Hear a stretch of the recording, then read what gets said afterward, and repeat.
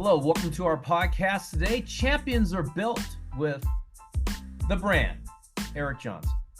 And the source, Aaron Thigpen. EJ, got a topic here. I'm going to call it the gamification of training and the effect that that's having on our athletes. And I've just been kind of mulling this over because this is that time of year where kids are, going to showcases and they're doing velos and 60s and things like that. And so athletes want to prepare for that. So, I get a lot of requests about, hey, can I time my 30? Can I time my 60? Can I, do this? And it's something that I do, but it's not something that I do with an athlete like year round. I do it in anticipation of an event. So that way we can kind of tailor our training towards that. But what I found is there are a lot of, and maybe I'm just old school, I always have to say that, but there's a lot of other facilities and entities where that's kind of all they sell, it seems like. And so you get athletes and parents who come in who have this expectation of, hey, are you going to time his 60? Is it time his 30? And I'm like, well, is he going to run one? No. Yeah. So maybe there's bigger fish to fry than worrying about a 60 now. Or, you're going to time his 30, you're going to time his 60. Well, when is he going to have to run his 60? Oh, in about 6 months. It's like, or we don't know. And so I just kind of wonder, are athletes best served with kind of how training has turned into what I call entertainment, in a sense where you've got a lot of training centers who are substituting training with these kind of gamified sorts of apparatus and calling it training. And in baseball you've got things like hit tracks and Rapsodo and other training devices that I definitely not going to say that they don't have their training value, but if those are kind of the centerpiece of why you're going to a facility or the centerpiece of your training, then I don't know if you're really working towards the essence of performance training. And I think one of the negative effects of athletes who are kind of just solely, based on, hey, well, I did this on hit tracks, or I did this on, this machine or on that machine, is, it kind of feeds into the whole, I guess, mentality of how some of these kids are raised nowadays, where, it's all about the unicorn and rainbow stickers. And it's right. Like, well, where's the substance? And are you transferring those stats and those analytics into performance? Right. So that's kind of where, I'm sorry if I kind of rambled on there, but that's kind of where what I've been kind of thinking about and wrapping my head around. And it's like, how do you find that balance?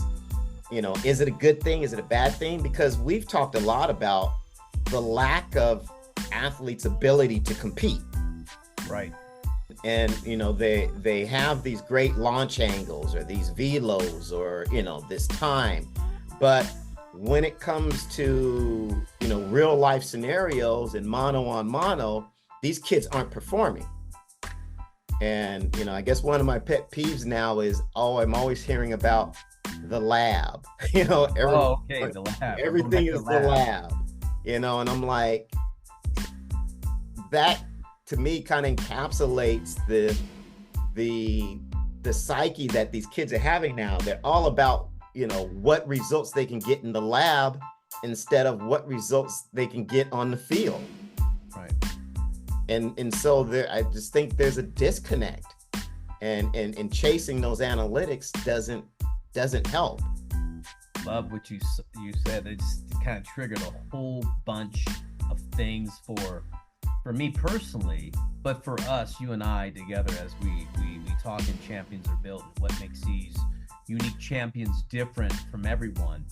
And this is probably one of the things that makes them different. These champions that are built is that they don't think like this. Yeah. I mean, I call it quick fix solutions, the lab rat. I love that, lab rat. The lab rat. I love that.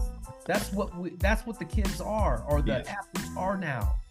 It's like, okay, what can we put out to the forefront that will attract people to get our lab rats in here, and let's test them all. Okay, test them all. Okay, we have average numbers now. Okay, that's great. We got this now. This is the standard. Well, what standard are you talking about? Right. If you're taking from the mass, are you talking about the best athletes that are competitive in that age group, and then you're comparing them to the lab rats? Or Right. what are we doing? Are we just saying, hey, no, this is the average time that we see in our business, right? So that's one thing I want to talk about. Our kids are chasing these little things to get numbers. Okay, the numbers, what do the numbers really mean? Look, I've been to evaluator of USA Baseball. We get an analytics. We look at the analytics. We go, okay, does that look right off the bat? That looks good off the bat. Let's just go test it. Let's just go look at it. It's not the end all why we pick the player. Right. I look at Tony Gwynn. I'm gonna use this example. He said this on a video. I don't have the fastest bat speed. I didn't have the best hand-eye coordination. I just worked really hard and tried to hit the ball and hit singles. And then if I hit a double there, that's a 7-time batting champion. Yeah. A 14, 15-time All-Star. And he's saying, well, I didn't have the highest exit velocity speed. I didn't have the best bat speed. What I was trying to do is hit the ball for singles and just try to keep the line. He said this, keep the line moving in the batting order so I could get on base and score some runs for my team. Right. I mean, and it goes back to what you said earlier, and I really gravitated to your comment. We're taking the competitive spirit out of the athletes now, and they're not competitive anymore.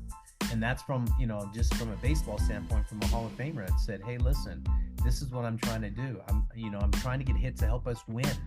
Winning games. What happened to winning games?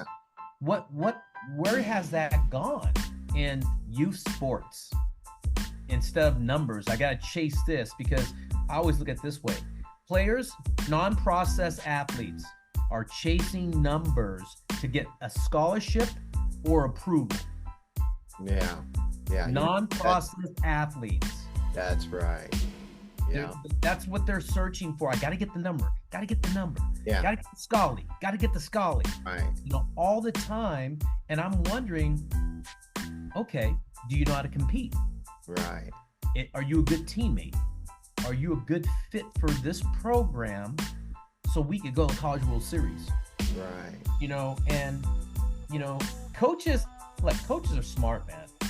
These college coaches, professional coaches, they're smart. I mean, I look at major league managers, and I look at, guys that get to the World Series every year, and analytics are used, but they're not the end all. And I think we, in this day and age, are looking at this as the end all too much for these young people. And when they don't get the numbers, they quit. Yeah. They stop. There's not the process athlete that we are used to seeing, Aaron. Aaron, we're used to seeing that process athlete comes in, grinds, works, gets better, incremental. They just get better. I'll tell you, Mike Iakawa, I'm going to give a shout out to Michael. That was him. At 14, we saw what he looked like. Yep.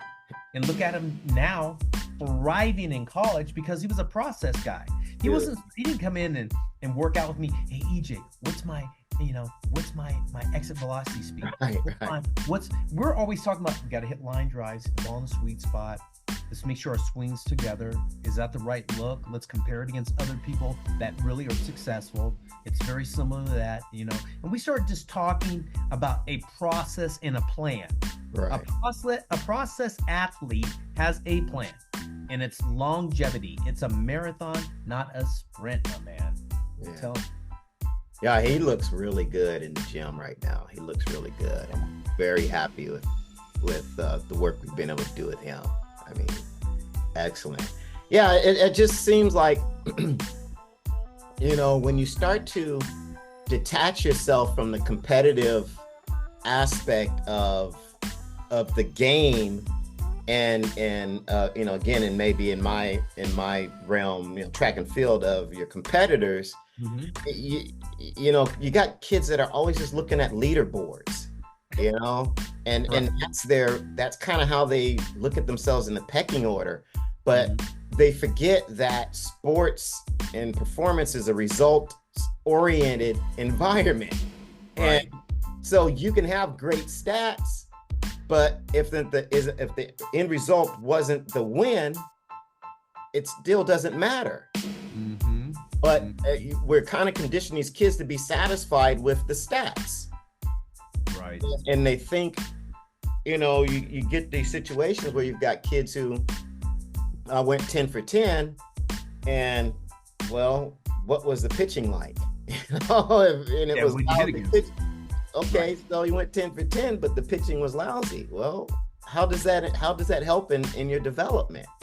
And so I just think when we taking these kids and all we're doing is setting them in front of a machine and waiting for numbers to be spit out to validate what they've done, I think we kind of do them a disservice without still drawing back the connection of, the scenario-based result, the process of how you do this, or maybe how you do something unconventional, your strategy, all of those sorts of things. I don't think they're kind of neglected just because you're focused on just that task. In other words, it's kind of like today's athletes are like mice who can navigate a maze, so to take our lab analogy, right. But outside of that, they can't find the cheese because they don't know how to hunt. I like that. But yeah, that's kind of what I'm seeing. Yeah. So in certain sterile environments where there's not a lot of variation or X factors going on, these kids are performing, but I'm not seeing the results when I talk to them, or when I talk to coaches, when I talk to you, after they've come back over the weekend. Yeah. And it's like, something's going on. What's happening? And I think when you start immersing a kid in, like I said, these gamified sorts of programs, I don't know if that helps. I think maybe that stuff should be a supplement, but it shouldn't be the meat and potatoes of the training. And I don't think parents should be looking for that sort of thing to be the sole purpose for deciding, hey, this is what I want to do. Aaron, I call it the new painkiller. The new painkiller to take away the pain, take away the headache, take away the fever, take away a way to make everything better. If I get these numbers and I do these things, it will all make everything better. But as a coach, that doesn't work. You have guys that have tremendous numbers when they get on the field, and the numbers do not equate to the performance. And that can be snipped out by qualified people who understand what they want in their programs or their teams. And I love you said the gamification of training. It's true. Aaron, the process athlete is still there. And coaches are looking for those process guys that have a strategy. You said it, strategy and plan. You said it. And when you have that, you're going to have success, and you're going to strive to your goals, and you're going to reach peaks that you never could think that you could reach, because that's a life lesson, man. That's a life lesson, you know. And I think that's important, that these quick fix solutions, I don't think is the right way to go. I don't feel that, you know, you give this kid a number and then that's the end of it. What about training? What about being ready? What about being competitive? You and I talk about this all the time, and I come back after our trips or wherever I'm at, and I said, man, we're just not competitive. Well, I think it's just something athletes are going to have to be more and more conscious of as the technology gets better. I mean, with virtual reality, you know, and all those sorts of things. Like I said, I think it's great, and I think it's fun. I think, you know, it is a way to get kids engaged. But again, what's the happy medium? And, you know, are you using these things as, I guess, kind of training pacifiers? Are actually being used as tools, especially with your younger athletes? Because if you start to, you know, if this is what they start to grow up on, then how do you get them to separate and just get down and dirty when they need to? Right. I don't know. I love what you said, man.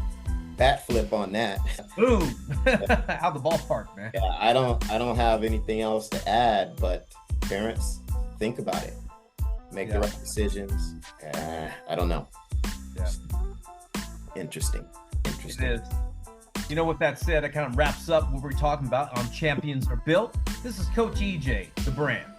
And this is Coach Aaron, the source. We'll see you.